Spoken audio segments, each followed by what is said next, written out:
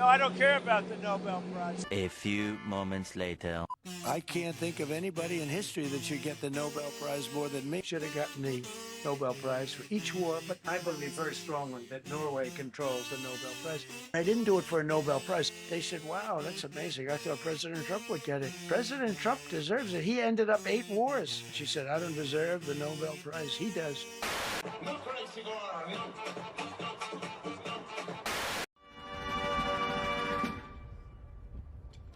Ladies and gentlemen, the President of the United States. Good evening, America. It's me, your big, beautiful president, Donald J. Trump, the greatest man to ever live. You know, they're always saying, Mr. President, you're so fantastic.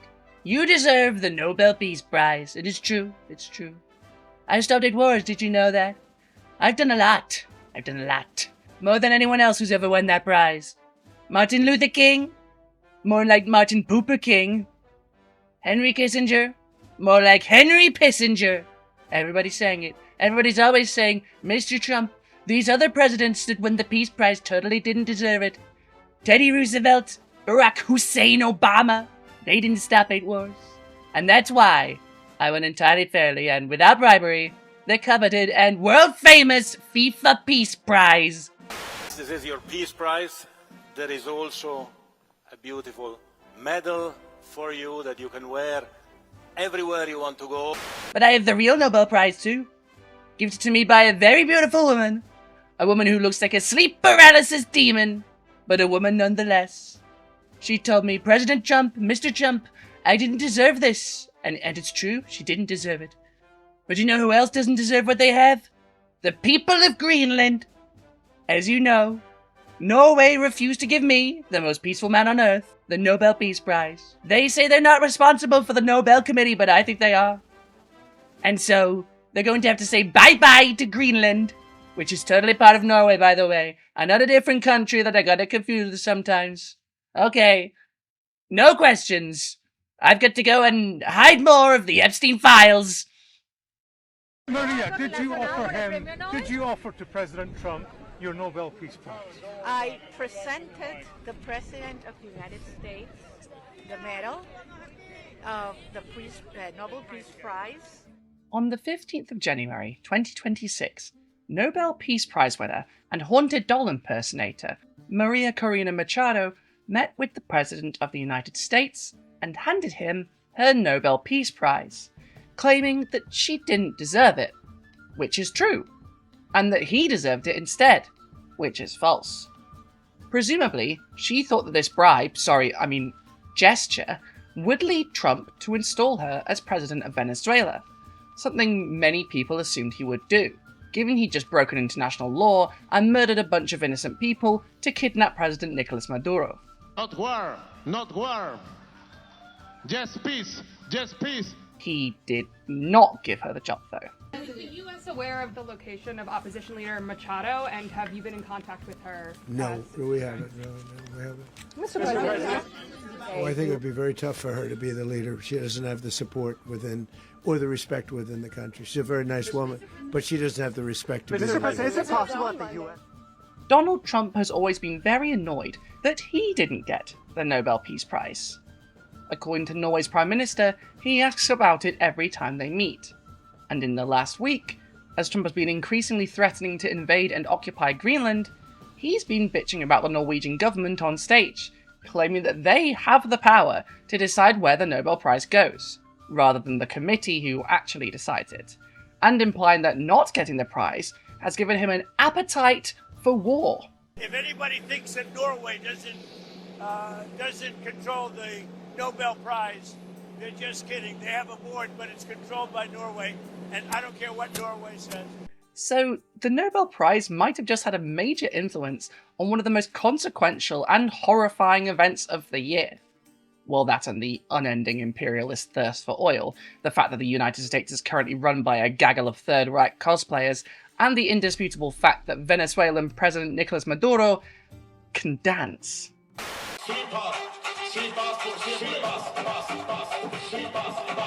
And potentially, the Nobel Peace Prize might have a major influence on another international incident, One that might even have exploded by the time this comes out, given what Trump has been saying to the Prime Minister of Norway.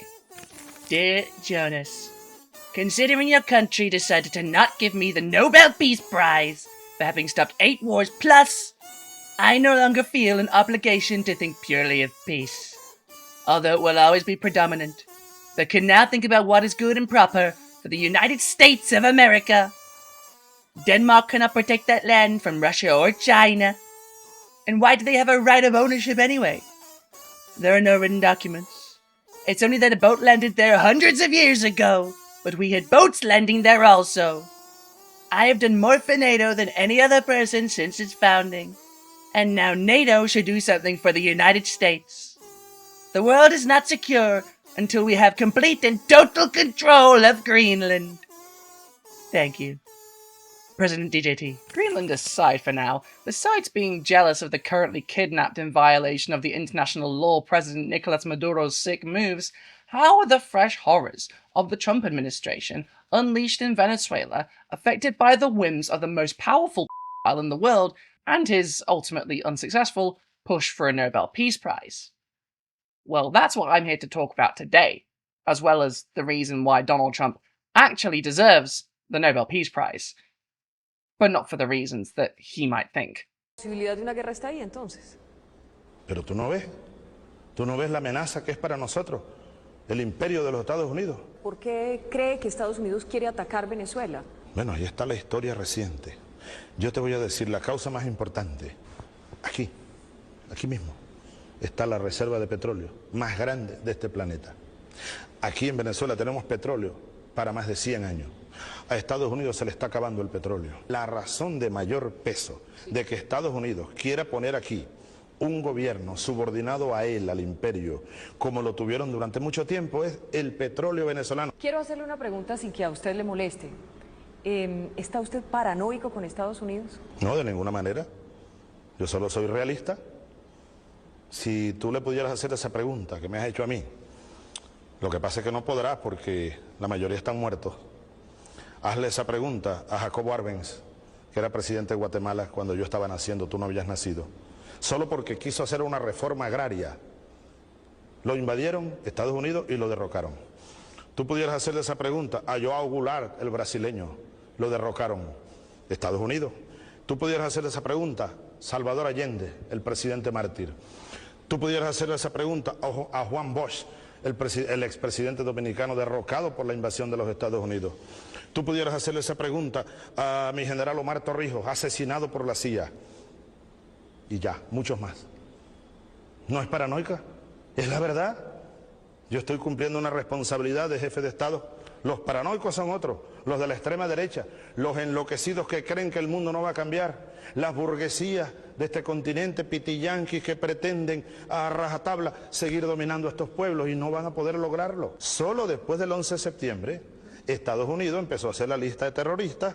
Bueno, y a mí me tienen también en esa lista. Estados Unidos, el gobierno de Estados Unidos, lanzó una bomba atómica sobre Hiroshima, una bomba atómica, y otra sobre Nagasaki. Eso es terrorismo.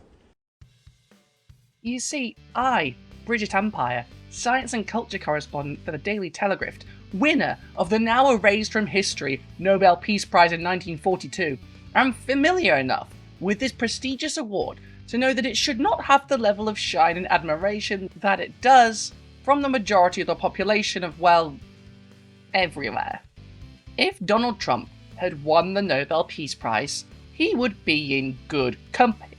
And by good company, I mean, well, let's just say a lot of the luminaries of this prize have blood on their hands. Some of them specifically due to events in Venezuela. Imagine that. And then try to imagine my shock when I found out that the Nobel Peace Prize in 2025 went not to our favourite Jeffrey Epstein associate, but instead to Maria Corina Machado, the leader of the opposition in Venezuela, and a woman who looks exactly like the smiling Titan from Attack on Titan, and presumably would be happy to eat as many people's mothers, because after much more openly embracing neo-fascism, she spent the last few months absolutely begging Donald Trump to invade Venezuela, celebrating murders of Venezuelan fishermen, and even claiming that Venezuela is Hamas. for years, we were, asking the world to understand the degree of the threat and this devastation the Maduro regime was building in Venezuela. This is horrible, what we're living. Russian agents, Iranian agents freely operating in Venezuela, Hezbollah and Hamas being located in our country. You would think then that this would endear Trump to her. I mean, rhetorically, she's so far up Donald Trump's arsehole that her terrifying smile is practically poking out of his mouth. But the thing is, Donald Trump didn't want her to win the Nobel Peace Prize. Machado winning was, I believe personally, supposed to be a gift to Trump, a compromise on giving the prize to someone who basically shares his worldview and believes him to be the saviour of the known universe, without giving it directly to a man who is countries left and right and enabling multiple sides. But you can't compromise on something this huge to someone with an ego this big. Look, I absolutely support President Trump's strategy, and we, the Venezuelan people, are very grateful to him and to his administration, because I believe he is a champion of freedom in this hemisphere. And that's why, and I say this from Oslo right now, I have dedicated this award to him, because I think that he finally has put Venezuela in where it should be in terms of a priority for the United States national security. And we do support these actions because, Margaret, we are facing not a conventional dictatorship. Please, please, please. Yes, please. Trump, you see, really wanted that Nobel Prize. You've seen him over and over again insist that he's ended 8 wars, despite that figure being obvious nonsense, and that even just in recent weeks he's invaded Venezuela and Nigeria, not to mention his attacks on Somalia, Palestine, Iran. Yeah, he's not a man of peace, but he clearly wants that to be his legacy. He likes the sound of Donald the Dove, President of Peace, even though he does not at all have it in him to do anything to earn it. In fact, he wants this prize so much that he got FIFA, one of the most obviously corrupt institutions on the planet, to give him the first, and presumably only since it was made especially for him, FIFA Peace Prize. Mr. President, this is your prize, this is your Peace Prize. There is also a beautiful medal for you that you can wear everywhere you want to go. Right now. Okay, let me hold. Fantastic. Excellent. And frankly, how much of a baby do you have to have a tantrum about not getting an award so bad that the organisation you bribe the most has to invent one out of nowhere and then give you their own medal just to stop you whining? He got a nice little ceremony and everything, with Gianni Infantino presenting it to him personally. Gianni being a man who, if I'm not mistaken, as well as running FIFA, has a name that's just Italian for Johnny Baby? Johnny Child? Childish Johnny? So, was this Nobel Peace Prize debacle really the moment that Machado went from shoo-in for next, presumably following an act of colonial aggression, president of Venezuela, to the other woman? Well, not really. See, it turns out that Machado being installed in Venezuela would be extremely controversial and probably lead to a civil war, which, given the circumstances in which it would happen, isn't entirely surprising. Even less so when you take into account her cheering on of the deaths of Venezuelan civilians in recent months. That, and while there are certainly people who would have celebrated her coronation, even under bloody circumstances, there are a lot of dedicated Chavistas who remember the coup against Chavez by the Americans and would not stand for the overturning of the Bolivarian Revolution, especially by an act of American aggression. Imposing the smiling titan on the people of Venezuela would probably end very badly. And that's not a hardcore leftist opinion, that's also the analysis of the CIA. A recent classified CIA intelligence analysis examined what would happen in Venezuela if Nicolas Maduro was no longer president, looking at the likely near-term succession scenarios according to a person familiar with the document. The CIA analysis was not focused on the forceful removal of Mr. Maduro by the US military, but rather on examining what would happen if he left office in any of several possibilities, through a negotiated agreement, because of the American pressure campaign, or by force. Based on the work of the intelligence community and other assessments, Mr. Trump and others concluded that Delcy Rodriguez, the vice president, was the best positioned short-term successor, according to the briefed people. The report concluded that Edmundo Gonzalez and Machado would struggle to gain legitimacy as leaders while facing resistance, or, as Trump himself put it, Oh, I think it would be very tough for her to be the leader. She doesn't have the support within or the respect within the country. She's a very nice woman, but she doesn't have the respect to be the Mr. leader. President, is it possible that the U.S. And I don't think this is just him being bitter. This is consistent with what I've seen elsewhere and from the CIA analysis, and Trump and the CIA have every reason to pretend Machado is much more popular than she is. But I do think it's very funny that she keeps trying to post-acceptance give the award to Trump because he's so butthurt about being skipped over. The arse-kissing never ends. Back in October, she told BBC Mundo how grateful the Venezuelan people are for what he's doing, not only in the Americas, but around the world, for peace, for freedom, for democracy, presumably referring to his mass kidnapping of Venezuelans by ICE and other things that most of us would consider pretty bad, actually. And she dedicated her Nobel Peace Prize to Donald Trump.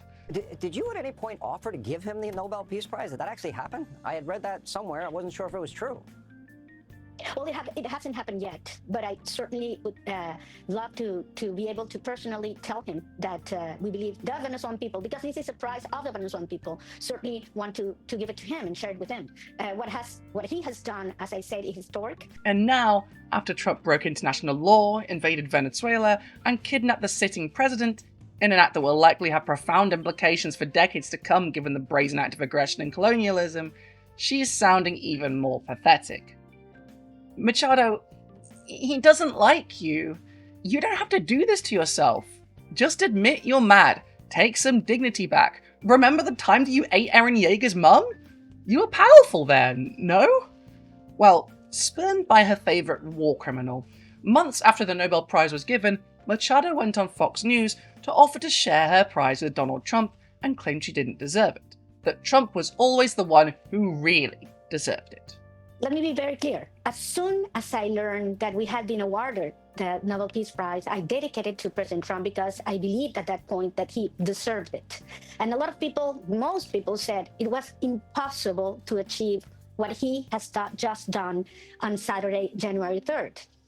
So if I believed he deserved it, and October, imagine now. I think he has proven to the world what he means. I mean, January 3rd will go down in history as the day justice defeated a tyranny. No one who actually cared about the people of Venezuela would have cheered on sanctions that crippled the populace and hurt the poorest people in the country, nor would they have celebrated the murder of Venezuelan citizens in international waters, nor claimed Trump a hero while he kidnaps Venezuelan immigrants in the USA and throws them into camps. No one who cares about the people of Venezuela would claim that Hezbollah, Hamas, and Iran are all over the country, clearly trying to bait the United States and Israel into the same violence they wrought on Palestine, Lebanon, and Iran. When Machado travelled outside of the country, she signed a cooperation agreement with Benjamin Netanyahu, claiming, "The struggle of Venezuela is the struggle of Israel." And that's not even mentioning her celebrations of this invasion of her country in an attack that killed around 80 people, mostly Venezuelans, including civilians.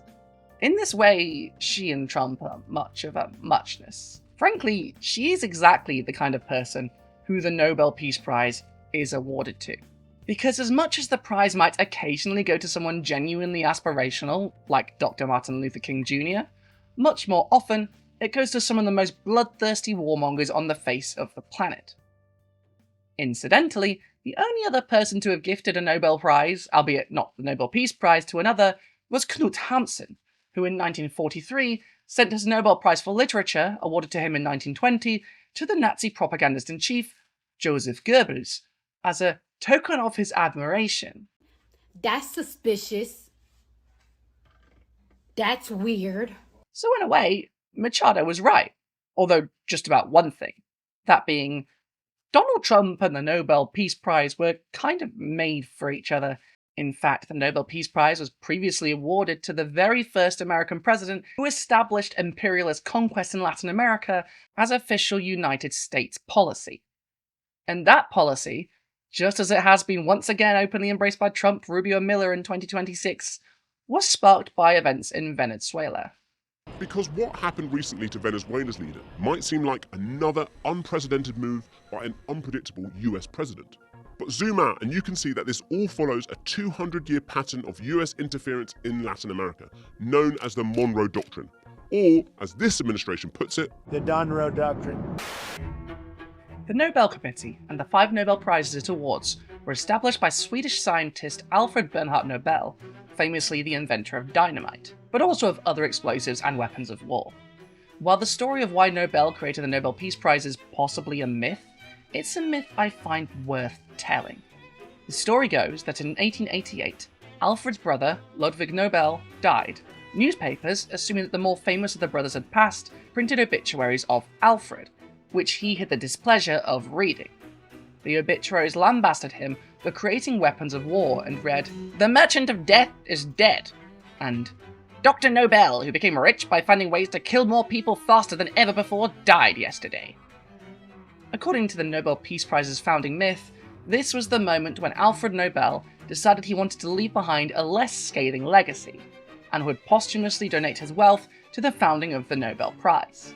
This story, despite its dubious historicity, sets the tone perfectly for what the Nobel Prize would become, a method by which history's merchants of death might whitewash their legacy and have their name go down in history not as butchers, but as men so dedicated to the pursuit of peace that their Christ-like behaviour was etched into gold. ברחובות ובבני ברק, כל אישה תהיה תחת הסכנה של קבלת קטיושה על הראש, בדיוק כמו שמקבלים לפעמים מקריית שמונה.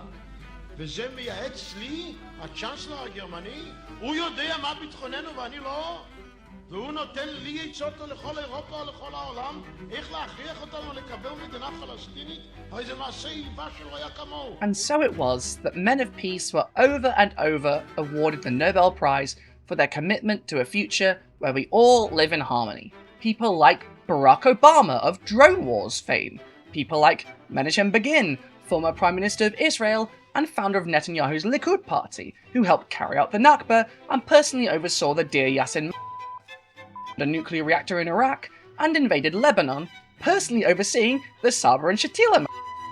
People like Henry Kissinger, a man personally involved in more than perhaps anyone else in human history, from East Timor to Bangladesh to Vietnam, Laos, Cambodia, to bloody fascist coups in Chile and Argentina. Yes, the Nobel Peace Prize was most infamously awarded to the man whose name is synonymous with US global imperialism.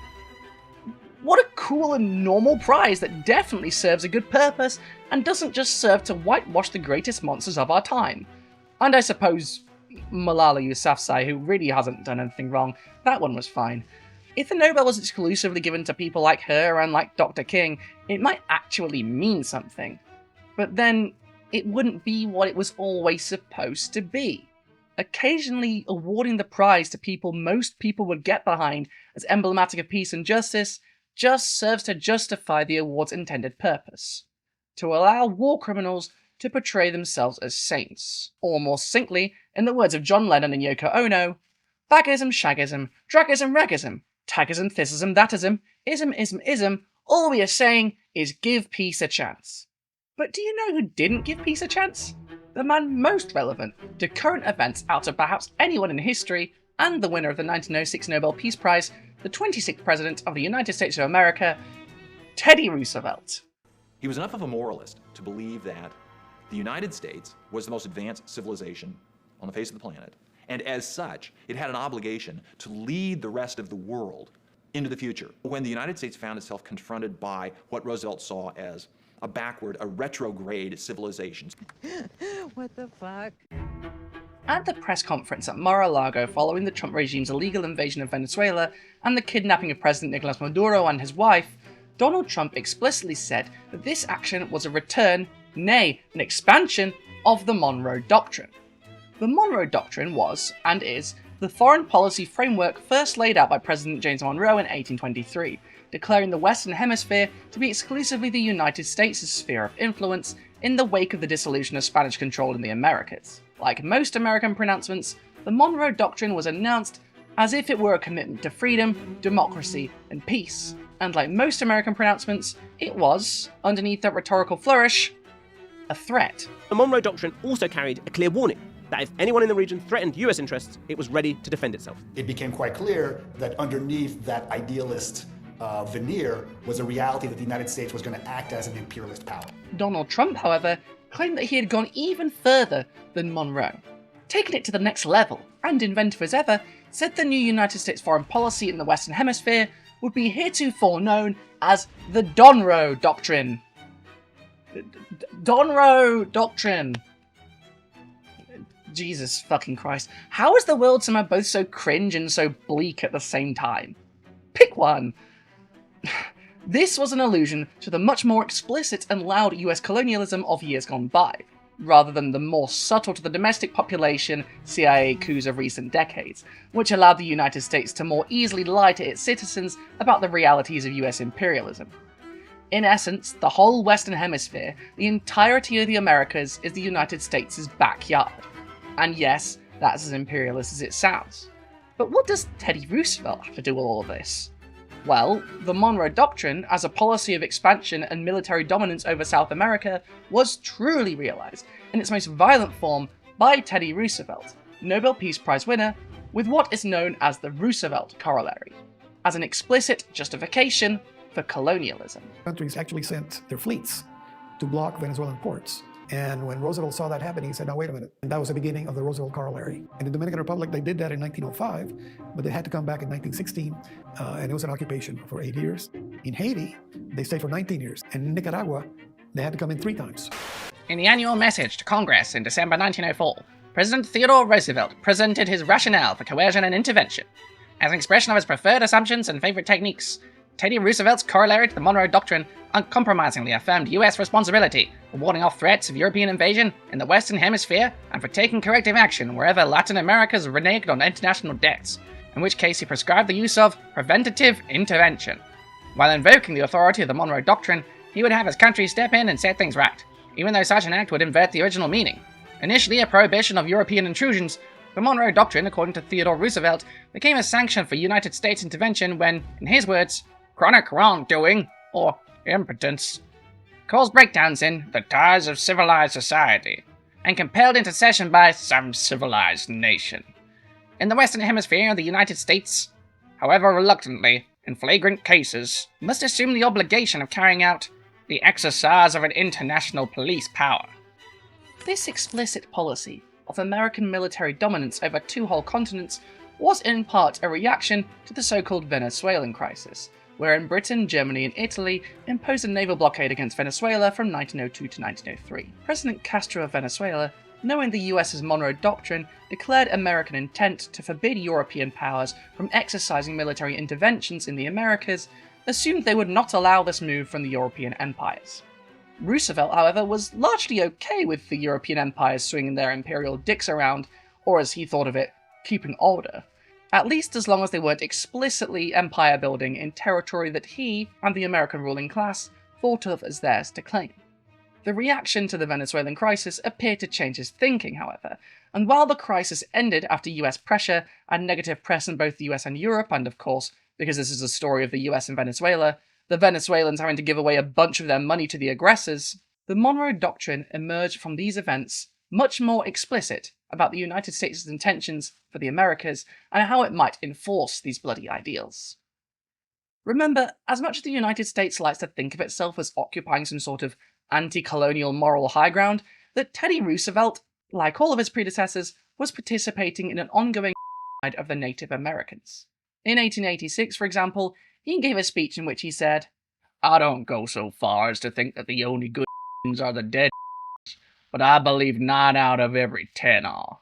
He also withheld food from Native American men who refused to cut their hair short, and Native Americans that refused to abandon their traditional clothing or painting customs, all for participating in traditional gatherings. He was not a good man, despite what How I Met Your Mother might have led you to believe. Teddy Roosevelt was the coolest guy ever!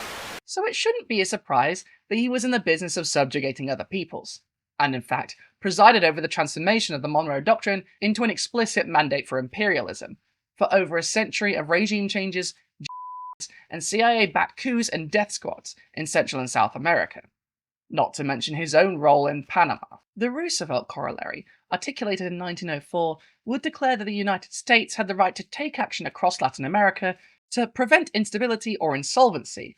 The Roosevelt corollary declared that the United States would act as sole policeman of the Western Hemisphere. As Roosevelt's critics at the time put it, and as history has borne out, this shift would ensure America was the subjugator of Latin America, violating international law and morality in the process. And sure enough, any business in Latin America was seen as the business of the United States. Intervention in Latin America was explicit policy.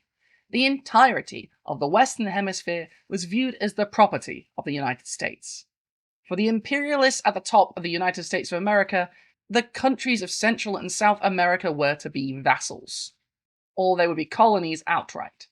And thus, the Nobel Peace Prize winner established the pretext for the invasions of, to name but a few, Cuba, Honduras, Panama, the Dominican Republic, Nicaragua, and those are just a couple of the ones that resulted in boots on the ground. Hazle esa pregunta a Jacobo Arbenz, que era presidente de Guatemala cuando yo estaba naciendo, tú no habías nacido. Solo porque quiso hacer una reforma agraria. Lo invadieron Estados Unidos y lo derrocaron. Tú pudieras hacer esa pregunta a João Goulart, el brasileño. Lo derrocaron Estados Unidos. Tú pudieras hacer esa pregunta a Salvador Allende, el presidente mártir. Tú pudieras hacer esa pregunta a Juan Bosch, el expresidente dominicano derrocado por la invasión de los Estados Unidos. Unfortunately for Trump, then, the Don Roe Doctrine is just the Monroe Doctrine in its post-Roosevelt form. He's innovated on nothing except on running the United States of America through its decline and fall stage, as seen in various countries in the past. These most recent war crimes he's added to his list of reasons he deserves a seat in The Hague. Well, the main difference between this and those of his predecessors is that he's been honest about why he's there. Oil. We're in the oil business. We're going to sell it to them. We're not going to say we're not going to get it. In other words, we'll be selling oil probably in much larger doses because they couldn't produce very much because their infrastructure was so bad. So we'll be selling large amounts of oil to other countries. Oil, and to give Marco Rubio his prize of further crippling Cuba by cutting off its supplier of oil. They didn't even bother manufacturing consent for this, he just up and did it. Perhaps the scariest part about this whole thing is that so many awful things are happening so fast that so many people have already moved on. Heck, by the time the next Peace Prize gets announced, he might have annexed Greenland, and you can bet his fuckery in Venezuela isn't over. Certainly it looks like he's going for Iran too. The President of Peace, everyone! Desperately trying to rack up a list of war crimes to rival Henry Kissinger before he kicks the bucket. Perhaps hoping that, like Kissinger, he can trade the blood on his hands for a nice, shiny Nobel Peace Prize. And if he can't get that Nobel, it looks like he's going to try and punish people for it. If I can infer anything from his letter to the Norwegian Prime Minister, he's going to try and punish Europe as well, who are basically his vassal states. I'm not sure if it's because he, like so many Americans, thinks Europe is just one country, and that punishing Denmark for something he perceives as a slight from Norway makes sense, or that throwing his toys out with the pram, as we say in Britain, is the only option he has left when he doesn't get what he wants. But Greenland should be able to make its own decisions. It shouldn't be colonized by Denmark. It certainly shouldn't be colonized by the United States. There are people there who should decide their own future. But the man who thinks he deserves the Nobel Peace Prize doesn't believe they should get a say, doesn't believe their sovereignty should be respected. Many European leaders seem shocked by this, but they really shouldn't be, because this is the exact attitude Donald Trump and, frankly, most American leaders, if not all of them, have to other countries. These same leaders that are terrified that Trump might turn on them were cheering when Trump illegally invaded Venezuela and kidnapped the president, something they are, on paper, supposed to be very much against. They would have cheered if he'd invaded Iran, and if he does just that, you'll see their reactions. They helped him destroy an entire people in Palestine. They just believed that they were safe from this because they're in NATO, and frankly, because they're white. They've let their own racism convince them that they have more power than they actually do. The European nations are vassal states to the United States, and they have been for a long time. They need to start waking up to the reality that they are not partners with the United States, the lie they swallowed for decades, and perhaps reconsider how they have helped the United States wreak havoc across the global south, and recognize that they should be standing in solidarity with the oppressed peoples of the world, with the countries of the global south, instead of joining in on their oppression, or, as they have in many cases, doing that oppression directly themselves. But let's be honest, they'll never do this. At least not in their current form. So for everyone out there, stay safe, look after each other. These are scary times, but we can make it through. I'm sorry this is all happening. May these horrors be over soon. Happy New Year, and may it not be worse than the last. Thanks for watching.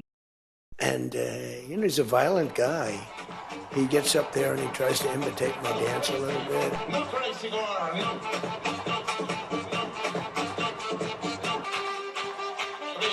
Please. Yes, please. Yes, please. Peace forever. Peace forever. Hey, thanks for watching this video all the way to the end. If you like this video, give it a like, leave a comment, subscribe, hype it if you can hype, and if that button's available, still never seen the hype button myself. Tell your friends about it, share it around. This channel is, well, we've been struggling since the YouTube thingy has changed, but the last couple of months, oh boy, it's been pretty difficult. So share it around, and if you want, give me money. That would help, because the ad money is, ooh, it's not looking good, folks. And assuming this is entirely Google's fault. Maybe it'll resolve itself, but it's been months now, and I would like to keep doing this. So please help me keep doing this. Yeah, you can help me out with that by giving one-time donations on Ko-fi or PayPal. Links below as always, or sign up to my Patreon or YouTube memberships, where you'll get early videos, bleepless videos uncensored, access to the members only Discord, my 20 friend code, exclusive content such as long-form interviews with people I've had on the show, a week for early live stream archives when I've started doing that, which I really should do soon. And also, you'll get your name read out at the end of each video, just like these lovely people. Ken Sorden, Andrew Steele, Georgie, Carlita Del Mazzotte, Anna Nicholson, Dungeon Slime, Naomi Gorman, Melody, Ben Norman, Brooke Linnett, Heidi Law, Transforming Function, Cara Patching, Mattia98, Zoffrey, Lilith Dawn, Spin Noir, Victor Lufgren, Gil the Gilded Dragon, A Slice of Cake, Rue, Kawaii Esquire, Charlie Hallam, Barry Elk, Ewan Bennett, Bags, Moutian, Gina Service, You Are Made of Stupid, Tomo, Melissa Jackson, Ren approves of your stuff, Minstrel of course, Jeffreyon, Tom the Night Thought, Tom, your name is long, Tom the Not Quite So Brave with Sir Lancelot. And I'm not quite so brave as to be able to pronounce things properly, apparently. LFR, Treacoy, Ariella, Proquar, Robin Thomas, Emily, and then, what the fuck is wrong with me today? It's not even a hard name to say. Emily Eisenberg, Kathleen 1410, Itchy, Garlic Scape, Kira B, No Sparkling Heart, Corey, Janet J, Mighty than the Sword, Carolyn, Imogen Q, Luciano, Frias Andrade, Adam, Harry, Ndog 191, Cav, Quesadilla, Tortilla Azul, Liron, Adam Lees, Daniel Nevels, and another Paul, MB, Wandering Wonder, Ash Murphy, Lex Phoenix, Enter Curtis, Mirror D, Jade Senior, Boa Ear, James W, Thorngill, Deborah Laboon, Zilla's Athenaeum, Vince Whitaker, Amelia Lissette, Jason Haig, Frank McManus, Susan Foster, Helen Ariel, Sierra Whiskey, Ella Catgill, John N, Lloyd Luciente, Jason Cribbett, Shield Data, Ron Podolsky, Nightlight, Plushy Jesus, Casual Observer, Mantare, Courtney Burmack, Sleepy Slug, Philippa DeBrogger, Soma Piglet, Brain Douche, Artie Wolf, Deanna McMillan, Caroline Regalado, Alexandra Lilly, PJ Lisbrough, Howard Lott, Narani Abkebab, Marty Hunt, Robert McClellan, Jane Luciferian, Melissa Allen, Atarax Builds Things, and Sarah Francesca Smith. Thank you all so much for helping me out. It's a time. I'm not going to lie, I'm extremely depressed right now due to life events and all of this stuff. And yeah, not a good time to have your source of income just decide not to work properly. Not a good time to be freshly single and move a different country either, really, to be honest. And there's a lot, and then everything gets charged in January, of course. So I am in panic mode, but that's okay. I'm sure most of you are too. So thank you for helping me. Thank you for being a friend. And I hope you have an excellent year and that everything stops getting so fucking weird and bad. All right, thank you. Bye-bye. La la la la la la la. Just peace, not war.